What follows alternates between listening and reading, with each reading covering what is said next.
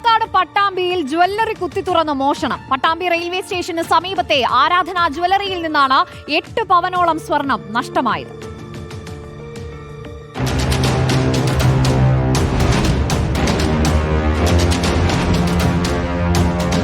Pattambi railway സ്റ്റേഷന് സമീപം ആരാധന ജ്വല്ലറിയിലാണ് മോഷണം നടന്നത്.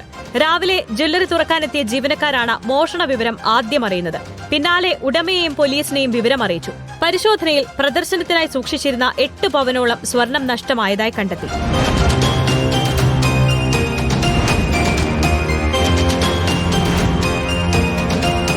ജ്വല്ലറിയുടെ ഷട്ടർ കുത്തി തുറന്നതിനു ശേഷം ഗ്ലാസുകൾ അടിച്ചു തകർത്താണ് മോഷ്ടാക്കൾ ജ്വല്ലറിയുടെ അകത്ത് കടന്നത്.